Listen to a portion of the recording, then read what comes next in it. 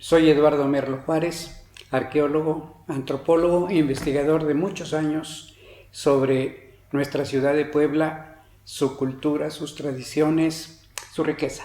Los chiles en nogada son la representación de una cocina que fue la primera importante de la Nueva España, la primera importante.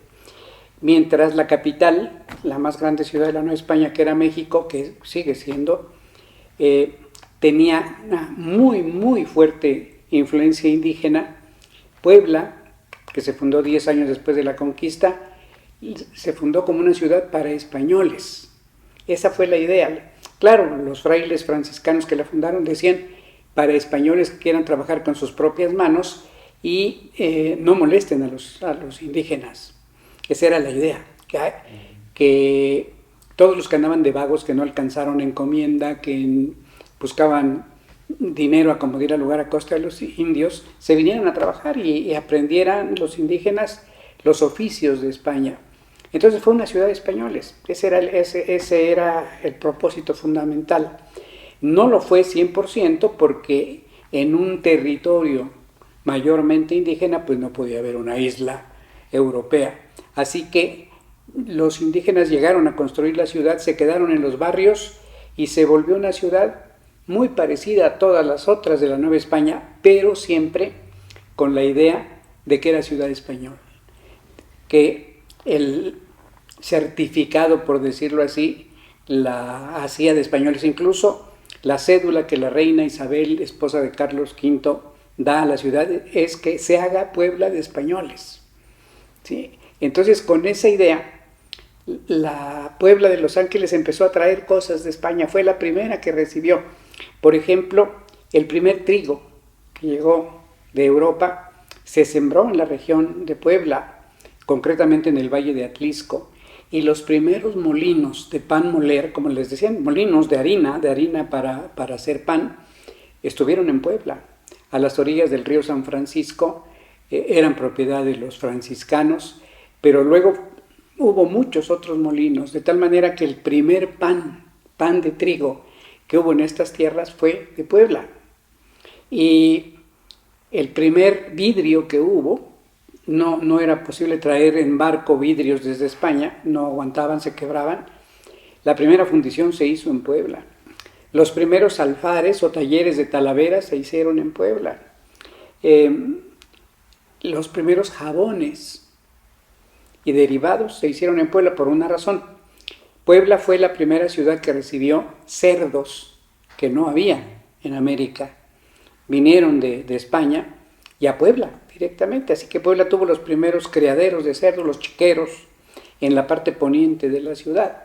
Y con esto se volvió una ciudad que tenía a la mano todo lo relativo al cerdo, desde las pieles hasta la manteca, pasando por el chicharrón, los chorizos, etcétera, etcétera.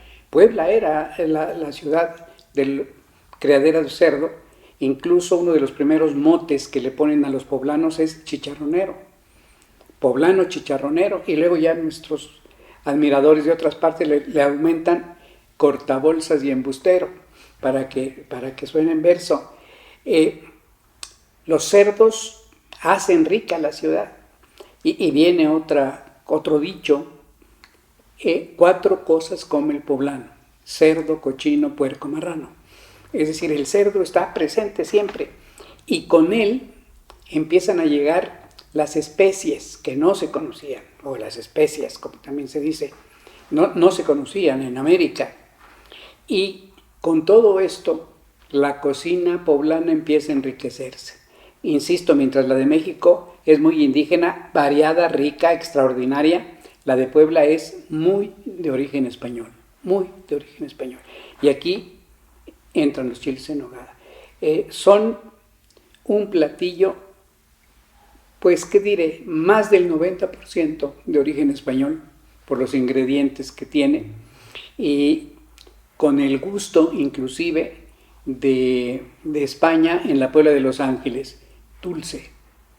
La cocina en general de Puebla, que es donde se inician estos experimentos, es más tendiendo a lo dulce que a lo picante. el platillo indígena por excelencia, que era el chilmole, aquí se sublima, se le ponen las especies y se endulza. Es el mole poblano. A diferencia de los moles que hay en todas partes del país que son picantes, el de Puebla es dulce, sí, tantito picante, pero dulce. Inclusive en la mesa poblana, cuando se sirve mole hecho en la propia casa, la gente le pone azúcar. Se pone la azucarera en la mesa para que la gente le añada azúcar al mole, y es un contraste de sabores muy propio de la Puebla de Los Ángeles. Podemos decir que esa comida, no solo los chiles, sino el mole y muchas otras, son comidas criollas, porque se hacen en Puebla, pero en mucho su origen está en España, ¿sí? Los chiles en nogada es eso, es un platillo que se viene desarrollando, un platillo de esa calidad y de esa complicación, no se puede hacer de la noche a la mañana. Por eso siempre hay que aclarar que es un cuento, un mito, que lo hicieron para Iturbide. No se puede hacer un platillo tan complicado que digan las monjitas, ¿qué hacemos para mañana? Pues esto, y le sale al día siguiente. Imposible. Bueno, podían hacer un mejurje y al día siguiente se los rechazan. Es como si invitáramos ahora a la reina de Inglaterra y le dijéramos a alguien, oye, invéntate algo para la reina mañana. Pues para empezar, el protocolo de la reina dice no vamos a experimentar con la reina, no es conejillo de Indias. Entonces no puede ser. Es un platillo que ya existía por lo menos un siglo antes de que llegara Iturbide. En la biblioteca palafoxiana se conservó un librito de recetas de cocina poblanas de principios del siglo XVIII, y que bueno, ya no se encuentra, quién sabe dónde quedó, pero hay un coleccionista de Puebla que tiene otro ejemplar de eso, y ya se mencionan 1714 chiles bañados en salsa de nuez. Son esos, los chiles de nogada, la nogada, que es una salsa de nuez. Entonces ya tenía más de un siglo cuando se la sirvieron al caudillo, y eso es algo muy complicado que se va haciendo poco a poco. Como dije, alguien le pone esto, el otro le aumenta, el otro, son mujeres las que inventan todo esto, ¿no? Cocineros prácticamente no existen. Los cocineros se van a dar hasta el siglo XIX, mientras tanto son las mujeres de la cocina, y mucho las monjas. Puebla tenía 11 conventos de monjas, y ahora tiene más. La ciudad que más conventos tenía era México, con 22 conventos de monjas. Le seguía Puebla con 11. Y ya las otras ciudades de la Nueva España, Valladolid, que es Morelia, Mérida, Guadalajara, 2 conventos, 3, 4, la que más tenía. Pero Puebla, 11 conventos, son 11 laboratorios que van a estar inventando dulces y guisos, no para las monjas, porque sus reglas son verdaderamente estrictas y les impiden disfrutar la comida, porque es un placer y ellas son monjas de penitencia, sino para la gente. En el convento se hacen estos platillos y la gente los encarga y se los lleva, es comida para llevar, pues. Claro, el sistema no permite que las monjas vendan porque la regla se los impide, pero no impide que a cambio de dar el platillo reciban una limosna por el favor que les hicieron, y salen ganando mucho más que si lo venden. Entonces, así se fueron inventando los platillos de la Puebla de Los Ángeles. El manchamantel es famoso, que es también un platillo tan complicado como el mole y como los chiles en nogada, que lleva frutas, es dulce. Y muchos otros. Estos recetarios poblanos son verdaderamente ricos en platillos. Ahora, los chiles en nogada son parte de una lista muy larga de platillos de fiesta. No se hacen porque me da la gana. ¿Qué hacemos hoy? Pues chiles en nogada, por un lado, y por el otro, y esto es muy, muy importante, es un platillo de temporada. El calendario, el año, se divide en temporadas, y estas temporadas van de acuerdo a lo que produce la tierra en cada época. No había refrigeradores, mucho menos congeladores, Entonces todo tiene que ser fresco. Y esto permitió que tengamos esa variedad de platillos y la tradición de que en esta época aparece este platillo, en esta aparece el otro y en esta aparece el otro. Bueno, por su composición, los chiles en nogada son de agosto, son de cuando empieza la temporada de cosechas, porque si se siembra desde marzo, entonces los productos se van dando, de tal manera que en agosto están en su mero punto, sobre todo las frutas. Las frutas, todas las que llevan los chiles en nogada, menos la biznaga, son frutas que llegaron de España, no son originarias de América. En el mundo prehispánico no se conocían las manzanas, ni las peras, ni las ciruelas, ni los chabacanos, no se conocía nada de eso. Entonces se trajeron de España los arbolitos, las matitas, y los frailes que sabían de esto sintieron el clima y aprovecharon. Así que las primeras manzanas, las primeras peras, los primeros duraznos los sembraron en las faldas de los volcanes. Por eso Calpan es gran productora de pera, de manzana y sobre todo de nuez. No había nueces en América, se trajeron de España tanto la nuez encarcelada, que es la larguita, como la nuez de Castilla. La nuez encarcelada se da todo el año, pero la nuez de Castilla solo en finales de julio, agosto y un poquito de septiembre. Es una planta delicada, no la puede uno tener, bueno, está sembrada todo el año, pero no va a dar fruto. El fruto es de la época. Y junto con las manzanas, que en ese momento tienen su madurez propia, las panocheras, las corrientitas, que son como panocha por lo dulce. Panocha se le dice originalmente a la melaza de la caña triturada. Entonces, esa se llama panocha. Nosotros en el centro no le decimos porque lo asociamos con una grosería, pero en la tierra caliente panocha es eso. Aquí le decimos panela, en México le dicen piloncillo, ¿sí? Bueno, entonces la manzana, como es dulce, como la panocha o como la melaza, se le dice así, panochera, es agosto.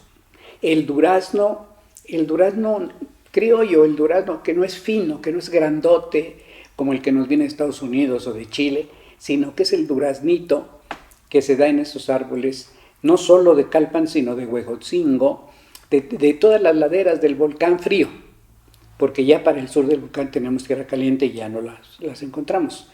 Pero en esa parte caliente se da la granada, que también se trajo pues de España, de la ciudad de Granada, tomó el nombre. Bueno, entonces toda esta composición es europea y se extiende, se siembra, se experimenta en nuestras tierras poblanas, de tal manera que cuando todo está en su punto, pues las cocineras aprovechan todo esto y como el gusto de la cocina poblana es dulce, pues entonces queda de maravilla el platillo. Lo que tiene una historia interesante son los chiles. El chile es un producto natural de México, de ahí pues se extiende a toda América. Los chiles mexicanos se van hasta América del Sur antes de que lleguen los españoles. De tal manera que encontramos en el arranque del Amazonas, en el Perú, lo encontramos en el propio Perú, en Bolivia, en Ecuador, Chile. Rocoto le dicen allá, pero se fue de México. Ellos dicen que no es cierto, que de allá vino para acá. Bueno, es el eterno pleito. Los biólogos dicen que es posible que se fue de aquí para allá. O sea que el chile es característico. Todos los platillos prehispánicos llevaban chile, todo. La fruta, como los capulines y los tejocotes, que son prehispánicos, llevaban chile. El pulque, la bebida por excelencia, le echaban chile. El chocolate, bebida auténticamente de Mesoamérica, le echaban chile. Originalmente no era el chocolate dulce que nosotros conocemos, sí, era dulce pero picante, ¿sí? Bueno, esos productos le ponen al chile como el no me falles de ese momento. Bueno, pero ¿qué pasa? Que los españoles que vienen a vivir acá, pues son españoles. Entonces para ellos el chile es mortal, no les gusta, bueno, les quema. ¿Y qué hacen? Muchas cosas de América se las llevan a España, así como vinieron de allá, de aquí se fueron muchas cosas para allá. Bueno, el chocolate, el cacao, entre otras cosas, el jitomate, que yo creo que es lo que más agradecieron los europeos y el resto del mundo, y muchas otras cosas. Pero entre esto, los españoles se llevan matas de chile mexicano, concretamente de una variedad de chile que es muy picante, la chilaca. En Puebla casi no se consume chilaca, en México sí, en la Ciudad de México, en otros estados se da. La chilaca es un chile del mismo color y consistencia del chile poblano, pero delgadito y largo. Por eso se llama chilaca. Chili, que significa chili, y acatl, que significa caña. El chile que está como caña, ¿sí?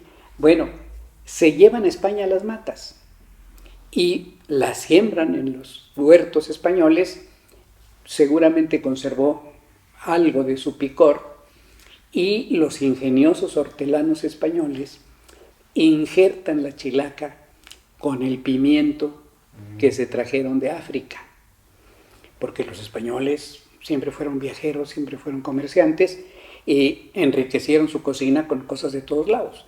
Entonces se llevan el pimiento de África, injertan con la chilaca mexicana, y ¿qué se da? El chile que llamamos ahora poblano. Entonces el resultado es un pimiento, como le llaman los españoles, ellos no le llaman chile, un pimiento que es un poquitito más picante que el pimiento africano. Esas matas que se fueron se regresan ya injertadas a la Nueva España, a Puebla concretamente, y aquí empieza a darse un chile grande, que es el que quieren los españoles, no había de esos chiles, y ellos el pimiento lo rellenaron desde la Edad Media. Entonces a este nuevo pimiento americano lo van a rellenar, y con esa idea lo traen de regreso a la Nueva España.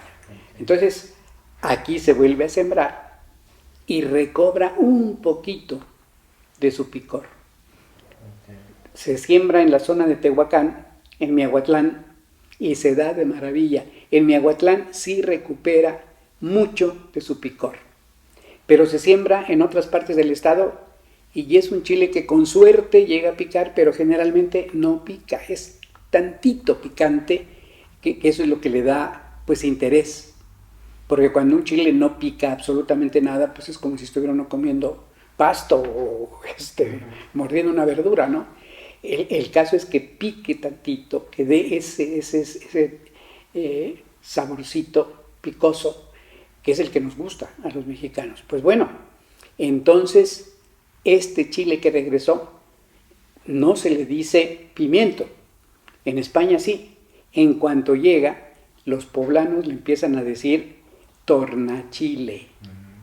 Tornachile, ¿por qué? Porque se fue y tornó, ¿sí? Y regresó.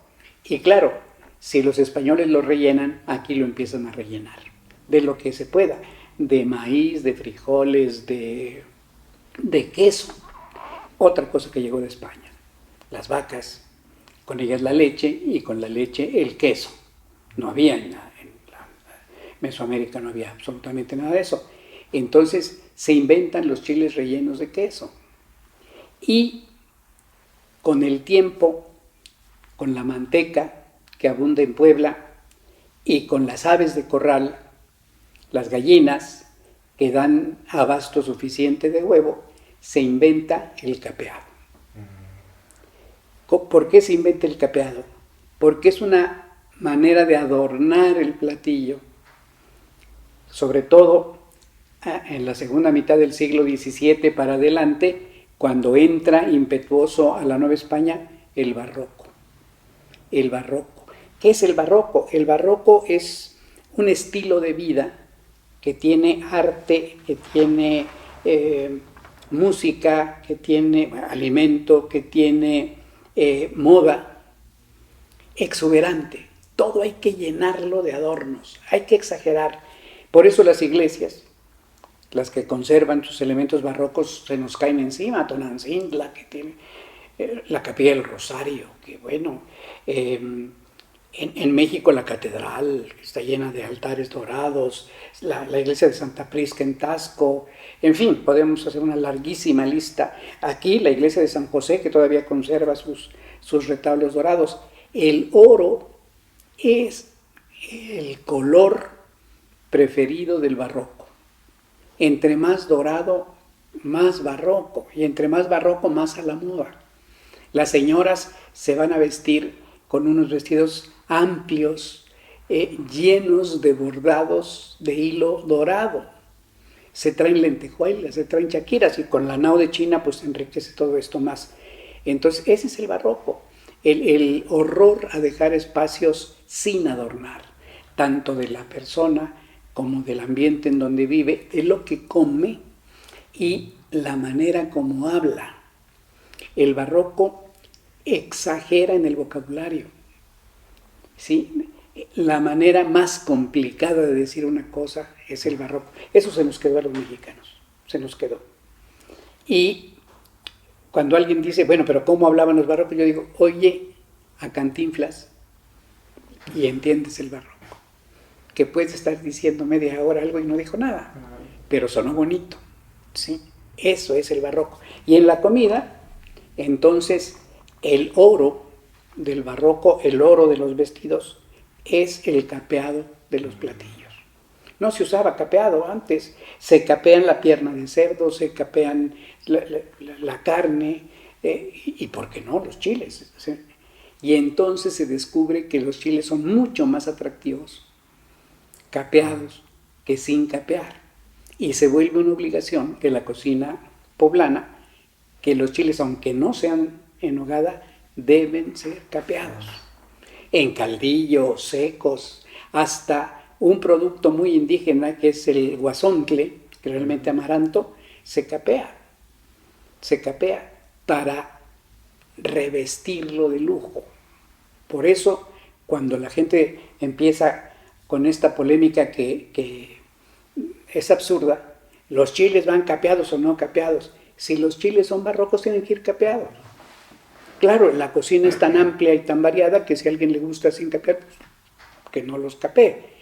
Pero si preguntan del original, tiene que ser capeado, porque si no, no es barroco. Ya no está el platillo de acuerdo como lo fueron arreglando las cocineras de tanto tiempo, y muchas de ellas monjas de los conventos, ¿sí? Bueno, pero también hay que decir una cosa, hasta donde sabemos por aquel recetario de 1714 y algunos comentarios posteriores, los chiles en nogada son originalmente un postre, no es el platillo fuerte. Nuestros antepasados barrocos de los siglos XVII, XVIII, un poquito menos de la mitad del XIX, son exageradamente tragones. Si es una ciudad de españoles, yo creo que los españoles son el país que más come en el mundo. Yo me acuerdo hace muchos años, sacaron una película documental inglesa que se llamaba El Cuerpo, y estaba interesante, la gente iba al cine porque era una película que proyectaban como cualquier otra. Lo único que hacía era estudiar el cuerpo humano y lo que necesita, pero no me refería a toda la película, sino a una parte en el que se presenta cuánto se come un inglés, porque la película es inglesa, en su vida. Y entonces sacan una bodega y tiene una cuarta parte de la bodega llena de cosas. Y luego en otro rincón dice, ¿cuánto se come un hindú en su vida? Y es una cosita de nada a comparación de los ingleses. Yo siempre digo, si hubieran sacado a los españoles, se llena la bodega, ya no hubiera habido espacio para los hindúes.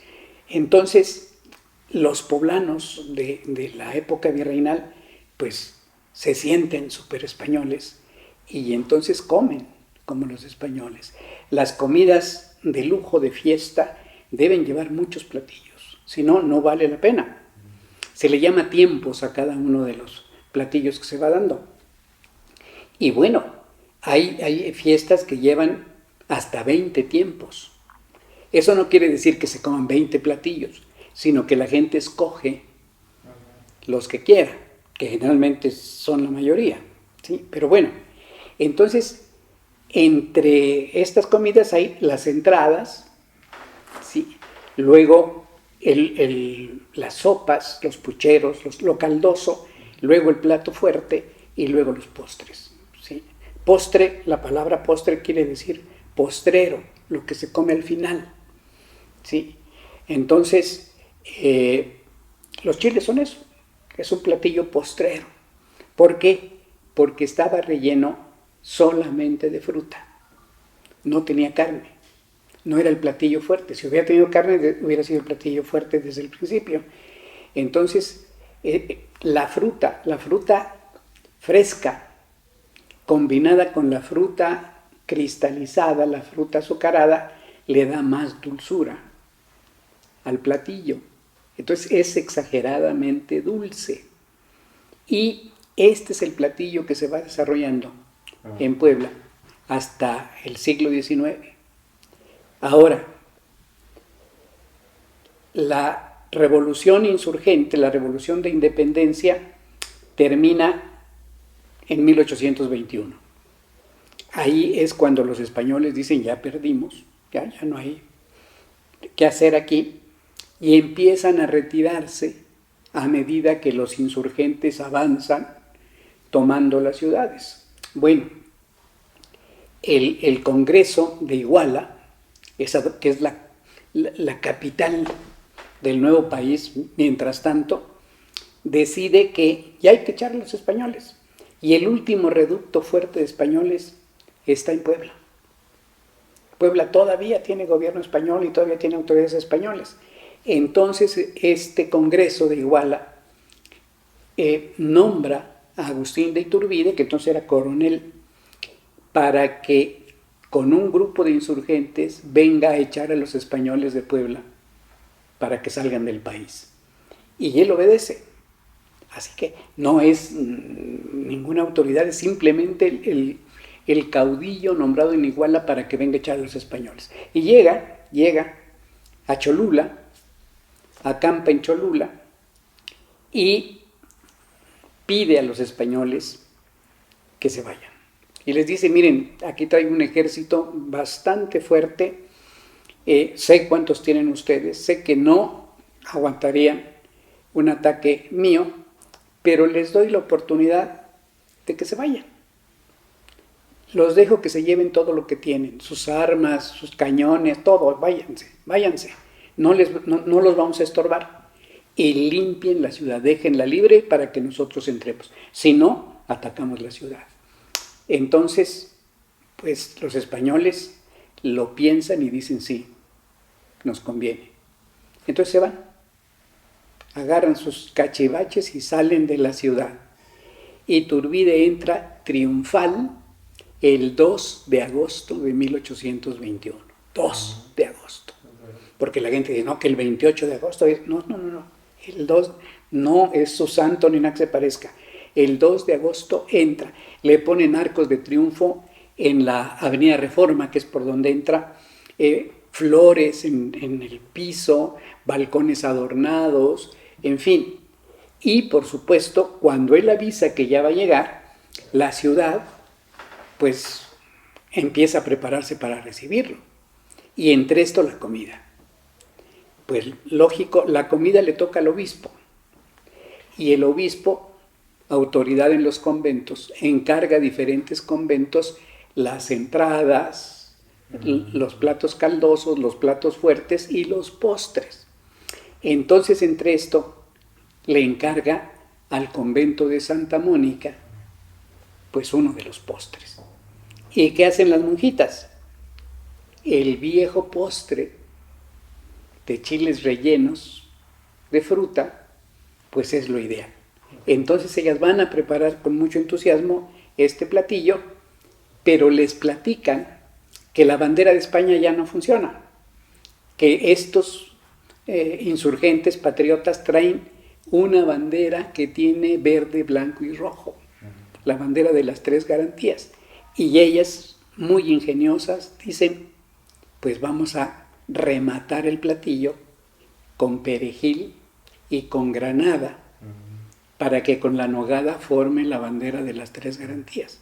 No inventaron el platillo, inventaron el adorno del platillo.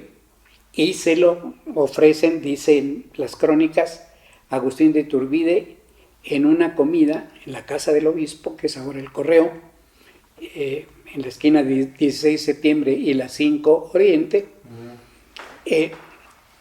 en 14 tiempos. O sea, 14 tiempos le presentaron a Iturbide en la mesa del obispo. No tenemos noticias porque fue una comida privada. Si le entró a los 14 tiempos, no lo sabe. A lo mejor sí, porque era de buen diente don Agustín. Pero lo que sí sabemos es que probó los chiles de las monjas de Santa Mónica y le gustaron muchísimo. Eso sí sabemos.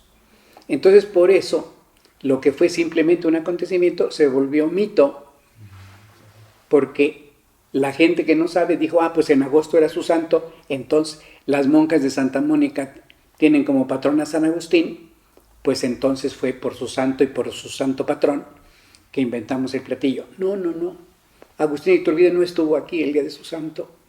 Estaba en Córdoba arreglando la firma de las actas de independencia. Así que es el 2 de agosto de 1821 cuando prueba ese platillo. Alguien, poquito después, con la crisis económica que se dio a raíz de la independencia, las crisis económicas que fueron muchas, disminuyeron los platillos de las comidas y entonces alguna cocinera ideó combinar la fruta con carne, primero de cerdo, y gustó. Y luego cerdo y res, y gustó. Esto en términos de los cocineros antiguos, mezclar carne de cerdo con carne de res se llama promiscuar. Entonces promiscuaron el relleno del chile con la fruta. Y el único ingrediente que la fruta tiene que no es español es la biznaga. La biznaga, que es esta planta jerófita que se da en nuestras zonas semidesérticas y que ahora está en extinción, está prohibido ya traerla, pero de todos modos se encuentra uno en el mercado, la biznaga, que de por sí es uno de lo más dulce que tenemos en la repostería poblana, en la dulcería poblana, ¿no? Entonces se vuelve un platillo fuerte, un platillo del tiempo medio de la comida, fuerte, pero todavía con el sabor dulce de la comida criolla, poblana. Uno puede ir a cualquier parte del país, a la cocina yucateca, a la de Campeche, que ellos dicen que es la más variada y rica del país, pero no es cierto, a la de Jalisco, a la de Michoacán, son muy variadas y muy ricas, pero no tienen la complicación, ya no digo la riqueza porque eso es de cada quien, la complicación de los platillos poblanos. Es el barroco presente en su cocina, desde la fundación de la ciudad, pues yo digo que hasta el siglo XIX por lo menos. Muy bien, pues. No, pues yo estoy atónito de todo lo que nos está contando, la verdad es que está padrísimo. Sí. Padrísimo toda la historia del chile en nogada. Y claro, hay muchos lugares que dicen, no en Puebla, sino en otros lados, aquí vendemos los auténticos chiles en nogada. Los auténticos son los de cada lugar. De cada lugar, claro. No, es absurdo ponerse a pelear. Sí. La ciudad de Puebla tiene esa tradición. La exportó, la echó para otras partes, gustó y cada quien aprovechó lo que quiso del platillo y lo transformó a su gusto, al gusto de su sociedad, de las bocas que lo degustaban. Pues sí, es decir... Aquí en cada hogar, ¿no? Aquí también, en Puebla. Y una cosa que no dije, que la fruta de Calpan, de Huejotzingo y de pueblos aledaños, pero una de estas frutas sí se daba en Puebla y era arrebatada por los poblanos, las peras. Las peras se sembraban en el convento del Carmen. La iglesia del Carmen, aparte de la iglesia y el convento que está junto, tenía 4 manzanas de tamaño. Era gigantesco porque la ciudad terminaba en el convento del Carmen, ya no había más. Y les regalaron a los carmelitas el terreno enorme para un huerto, porque ellos son hortelanos desde que se fundaron. Entonces, famosos en España por sembrar peras y famosos en la Nueva España por sembrar peras. Las sembraron en México, en el convento de San Ángel, al sur de la ciudad. Lo sembraron en Tenancingo, en el convento del Santo Desierto. Lo sembraron en el desierto de los Leones, en Coajimalpa, en la Ciudad de México, y por supuesto lo sembraron en Puebla. Las peras eran famosísimas, de tal manera que las cocineras, las amas de casa, llegaban, por decir algo, desde mayo o desde junio, con los frailes y les decían: cuando sea la época de peras, apárteme una reja o 3 rejas o 2, las que necesitaran. Y entonces los frailes las apartaban, y el mismo procedimiento con las monjas. Aquí están sus rejas, ¿cuánto les debo? No, pues ¿cómo les vamos a cobrar? Bueno, pues aquí está una limosnita, ¿no? ¿Y por qué? Porque decían que las peras del Carmen eran benditas, y esto le daba más sabor al platillo, porque venían del convento del Carmen, ¿sí? La nogada, las nueces, se compraban, venían los indígenas de Calpan y en las calles, bueno, todavía andan con su costalito de nueces gritando por todas las calles, o se iban a comprar directamente allá, pero la gente compraba la nuez cerrada y abrirla y pelarla verdaderamente era un martirio. La gente que tenía posibilidades era muy lista, llevaba las nueces al convento de las monjitas y les decía: madrecitas, aquí tenemos nuestras nueces para que nos las pelen, por favor. Y las monjitas, sí, pelaban las nueces mientras rezaban el rosario. Entonces eran nueces rezadas. Y junto con las peras benditas, pues hacen del platillo una maravilla. Pero en fin, los chiles en nogada es un platillo emblemático de Puebla junto con el mole poblano, que no es el mole de otras partes. Y hace famosa a la ciudad, sobre todo en la temporada. Esta ocasión, por razones que todos conocemos, estamos pues agobiados, estamos encerrados, nuestra economía está en terrible situación, y por eso muchos que se dedican justamente a conservar las tradiciones, que son nuestros restaurantes, nuestras fondas, muchas cocinas particulares que se ven afectadas y que quieren buscar mejorar su economía, conservan la tradición de los chiles en nogada.